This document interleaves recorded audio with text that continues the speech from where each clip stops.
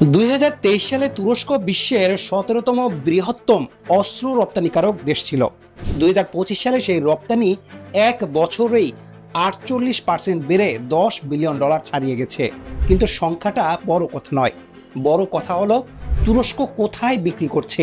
ইউক্রেনে কারখানা, কাজাকিস্তানে উৎপাদন চুক্তি, সৌদি আরবে $3 বিলিয়ন ডিল, ইন্দোনেশিয়ায় যৌথ কারখানা, ইতালিতে লিওনার্দোর সাথে জয়েন্ট ভেঞ্চার, আর এখন একই সাথে জাপানের সাথে প্রথম ডিফেন্স ইন্ডাস্ট্রি কোঅপারেশন ডে এবং বাংলাদেশে TB2 ড্রোন কারখানা স্থাপনের আলোচনা। তুরস্ক কি শুধুই অস্ত্র বিক্রি করছে, নাকি একটি বৈশ্বিক সামরিক উৎপাদন নেটওয়ার্ক তৈরি করছে, যেখানে প্রতিটি দেশ শুধু ক্রেতা নয়, অংশীদার? আজকে আমরা জানবো তুরস্কের ড্রোন শিল্প কিভাবে এত দ্রুত বিশ্ব শক্তিতে পরিণত হলো, জাপানের সাথে তুরস্কের সম্পর্কের মূলে কি আছে, বাংলাদেশে ঠিক কি হচ্ছে এবং কেন আঙ্কারা ঢাকাকে বেছে নিচ্ছে। এই অংশীদারিত্বে বাংলাদেশের লাভ ও ঝুঁকি কি, এবং ভারত ও চীন এই পরিবর্তনকে কিভাবে দেখছে। তো চলুন শুরু করা যাক।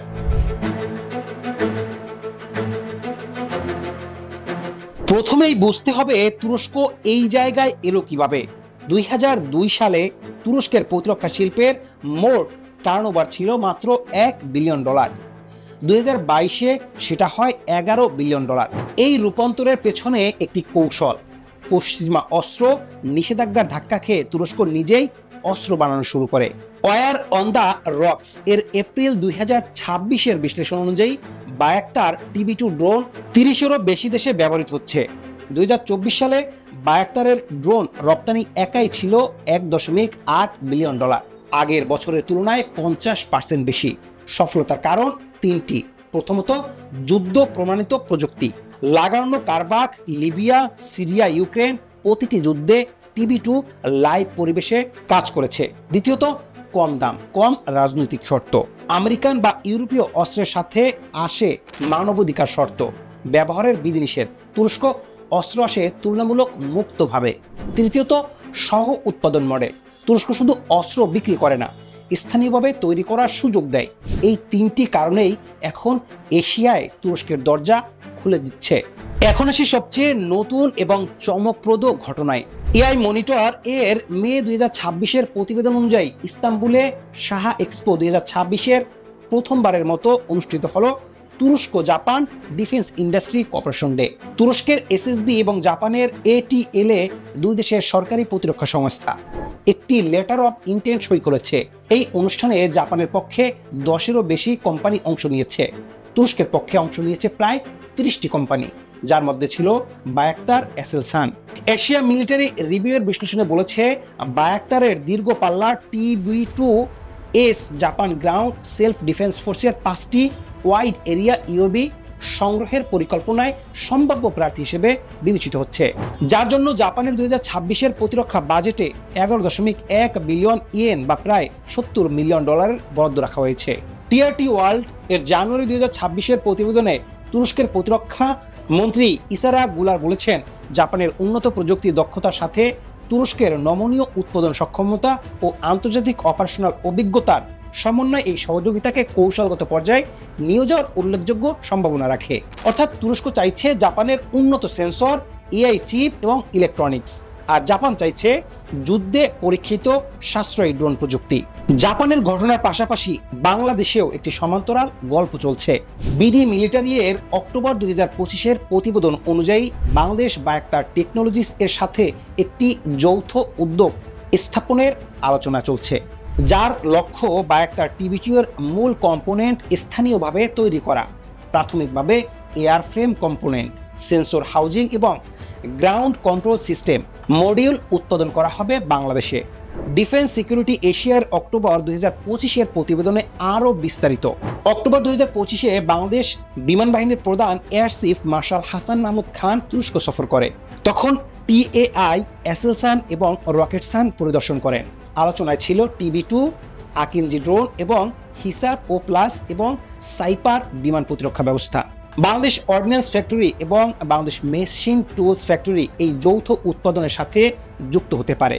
বায়াক্তার 50 জন বাংলাদেশি প্রকৌশলী ও টেকনিশিয়ানকে তুরস্কে প্রশিক্ষণ দিতেও রাজি হয়েছে বলে সূত্র জানিয়েছে।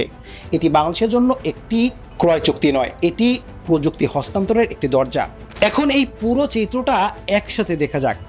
ওয়ার অন দ্য রক্স এর বিশ্লেষণ অনুযায়ী তুরস্ক ইউক্রেনে যৌথ ড্রোন কারখানা পুনর্নির্মাণের প্রতিশ্রুতি দিয়েছে। কাজাখস্তান, তুর্কমেনিস্তান, কিরগিজস্তান ও উজবেকিস্তানের সাথে স্থানীয় উৎপাদন চুক্তি করা হয়েছে। ডিফেন্স ওয়েবের প্রতিবেদনে দেখানো হয়েছে ইন্দোনেশিয়া 2025 সালে 60টি TB2 ও 9টি আকিনজি ড্রোন কিনছে।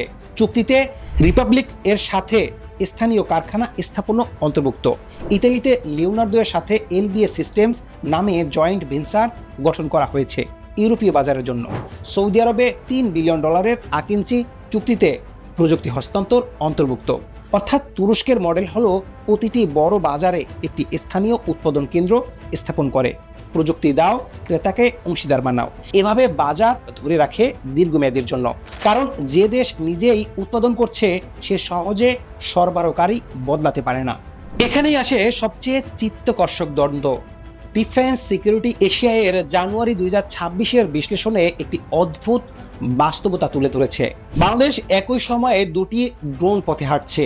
জানুয়ারি 2026 বাংলাদেশ বিমান বাহিনী 608 কোটি টাকায় প্রায় $50 মিলিয়ন চুক্তি সই করেছে চীনের CETC ইন্টারন্যাশনালের সাথে বগুড়া বিমান ঘাঁটিতে একটি যৌথ UAV উৎপাদন এবং সংযোজন কেন্দ্র স্থাপনের জন্য। অথচ একই সময়ে তুরস্কের সাথে TB2 কম্পোনেন্ট উৎপাদনের আলোচনাও চলছে। প্রশ্ন হলো, চীন যে CETC XYI ড্রোন দিচ্ছে সেটা দেখতে TB2 এর মতো।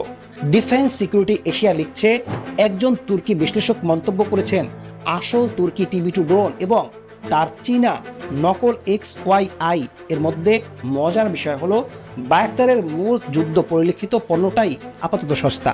বাংলাদেশ এই দুই পথের মাঝখানে দাঁড়িয়ে একটি কঠিন সিদ্ধান্তের সামনে, তুরস্কের প্রযুক্তি নাকি চীনের বিনিয়োগ। বাংলাদেশের দৃষ্টিকোণ থেকে এই অংশীদারিত্বের সম্ভাবনা বিশাল। প্রথমত, নিজস্ব ড্রোন শিল্পের সূচনা। বাংলাদেশের অর্ডিন্যান্স ফ্যাক্টরি ও মেশিন টুলস ফ্যাক্টরি ইতিমধ্যে হালকা অস্ত্র ও সরঞ্জাম তৈরি করে।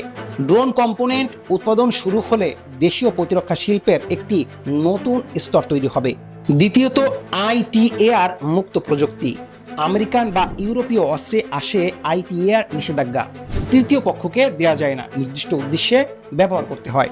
তৃতীয়ত, ভবিষ্যতে রপ্তানির সম্ভাবনা। ধরুন বাংলাদেশে TB2 এর এয়ারফ্রেম বা সেন্সর তৈরি হচ্ছে, মিয়ানমার, শ্রীলঙ্কা বা মালদ্বীপে এই পণ্য রপ্তানির পথ খুলে যাবে। চতুর্থত, ভূ রাজনৈতিক ভারসাম্য।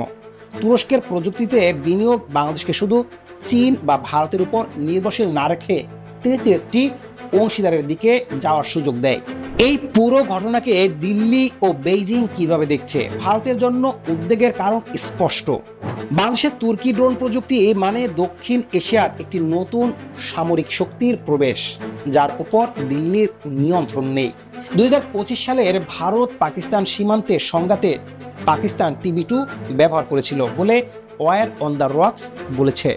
এখন সেই একই প্রযুক্তি যদি বাংলাদেশে তৈরি হয়, ভারতের পূর্বাঞ্চলীয় সামরিক সমীকরণ পুরোপুরি বদলে যাবে। চীনের জন্য পরিস্থিতি ভিন্ন।